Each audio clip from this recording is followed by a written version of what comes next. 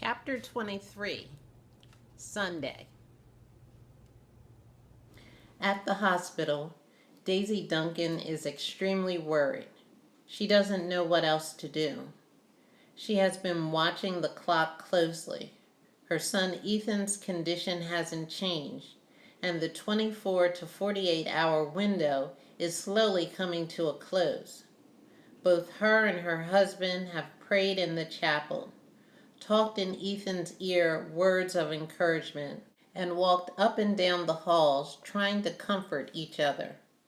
Some family members have also come into town after learning about the severity of Ethan's condition. Several of the fraternity brothers have come by throughout the morning.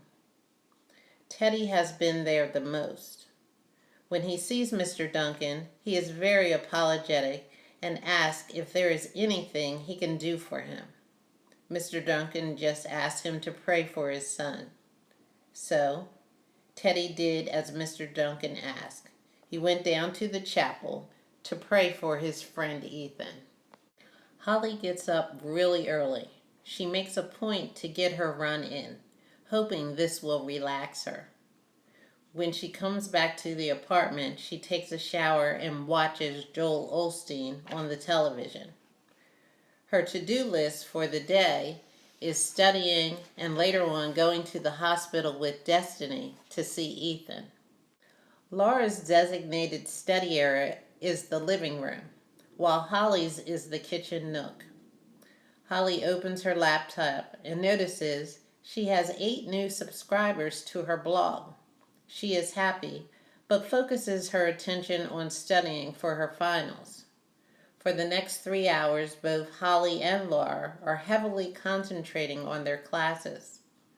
Holly decides to take a break after getting a text from her sister Willow. Holly calls her sister. "Hey Willow," starts Holly. In the background, she can hear her nephew Wesley singing. "Hey Hol, I saw your blog this morning. It was pretty insightful. I shared it with a couple of people," says Willow. "Thanks. I needed to vent a little. How's your friend Ethan doing?"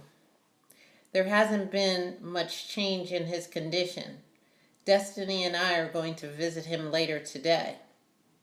"Oh, I want to go with you guys," states Laura, who is now in the kitchen getting a snack and has overheard Holly talking.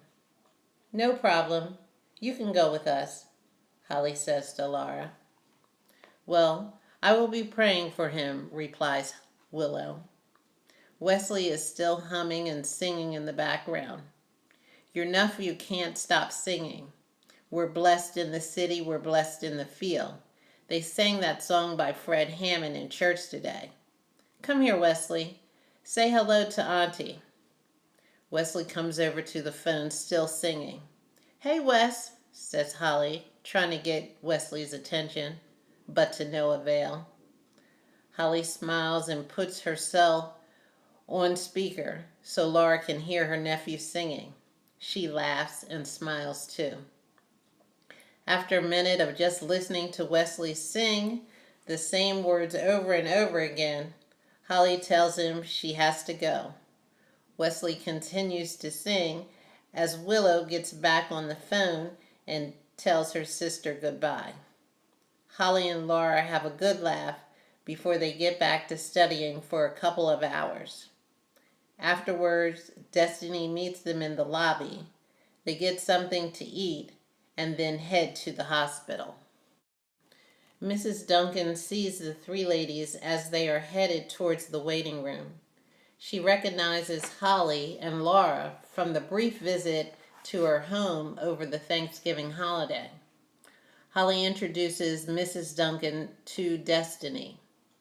Hoping the sound of familiar voices may help her son wake up, Daisy Duncan invites the 3 ladies into the ICU to see Ethan. Destiny had seen Ethan before when she posed as his sister, but Holly and Laura hadn't seen him. Laura tried to hold back her tears, but couldn't.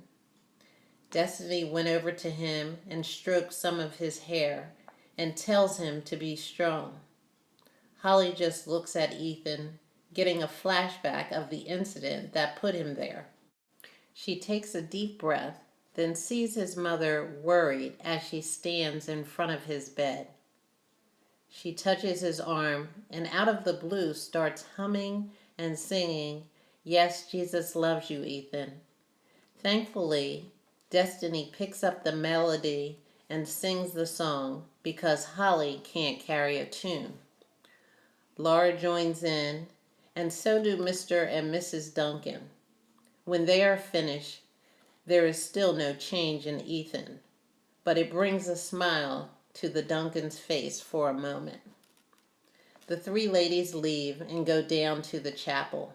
It is empty. The three sit in silence for a moment. Then Destiny smiles and recounts Holly trying to sing back in Ethan's room. Laura laughs. "I think Holly's family loves to sing. Her nephew was singing some song over and over again. 'We are blessed in the city and in the field,'" recalls Laura. "Oh, I love that song. My favorite part is 'Late in the midnight hour, God's gonna turn it around,'" sings Destiny. "Oh, I like that part too," says Holly. Destiny and Holly continue to quietly sing the song as the three get up to leave the chapel as some people come in to say prayers for their loved ones. They continue singing all the way back to school. In the apartment, Holly and Laura set into their spots. Laura is on the couch and Holly is in the kitchen. Holly checks her blog and notices she has over 60 new subscribers since yesterday. She is shocked. In addition, many people have left comments to her post on the tasing of Ethan. Most of the comments are positive and in agreement with the post. A few comments are vulgar and mean. There is one comment which has caught Holly's attention.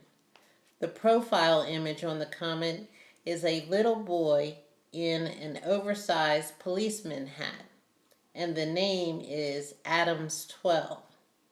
The comment reads, "This is a great post. I do believe this type of cultural conditioning exists. But what do you do when you have made a mistake? I want to apologize to the family, but I can't because the police department is circling the wagons, and I can't speak to anyone. The community is upset because an innocent young man is critically harmed. My prayers do go out to the family of Ethan Duncan. I am sorry, but I don't know what to do." Holly's mouth is wide open in total disbelief. She vacillates between this being a true comment from rookie Adams or a prank. But something tells her it is valid.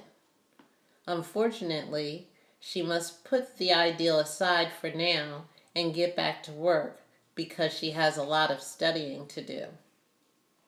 Holly studies until 11:30 and goes to bed.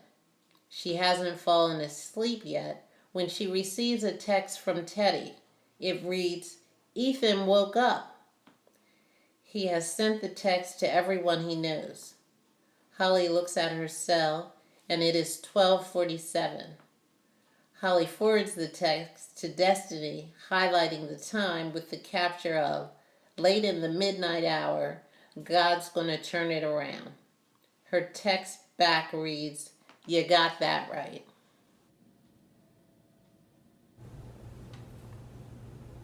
In chapter 23, after a lot of prayer from his friends and family, Ethan woke up. In the comments below, share whether you believe in prayer.